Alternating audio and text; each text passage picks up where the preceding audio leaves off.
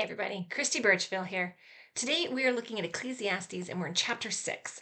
So if you look at those first 6 verses, verses 1 through 6, we're going to be talking a little bit more kind of about possessions, but with a little bit of a twist this time. So verse 2 is kind of where we're focusing on, and it says, God gives some people wealth, possessions, and honor, so that they lack nothing their hearts desire. But God does not grant them the ability to enjoy them, and strangers enjoy them instead.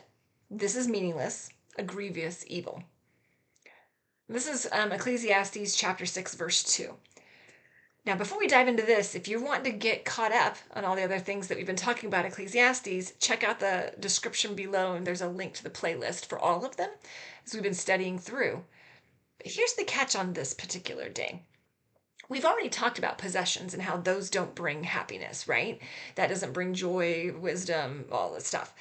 Solomon's mentioned that already is not a great way to fulfill purpose for your life. But this isn't just about possessions, right? This is actually where he's saying, look, it's important. God's going to give people possessions. He's going to give some more than others. And that's just going to be, he's going to divvy that out based on his wisdom and his understanding of what's best.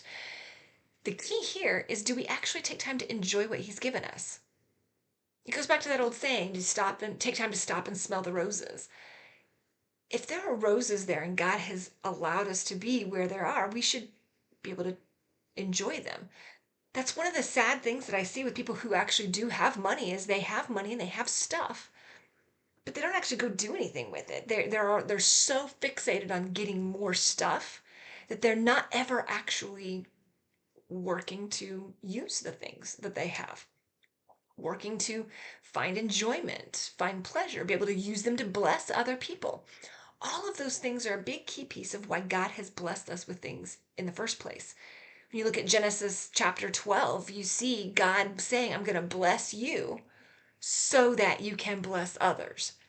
God allows us to have things so that we can use them to bless others, so we can use them to praise Him.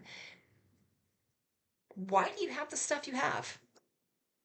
What are you doing with the stuff you have, whether you have a lot or whether you have a little? It doesn't change the responsibility that we have to God for the way in which we're utilizing His things. As it says here in this verse, sometimes you don't have the ability to enjoy these things, and that's not good. That's not how God intended it to be. Are we focusing on God, following Him first, and then using anything and everything that God has allowed us the opportunity to have as a way to praise Him and to bless other people? Some things to think about today.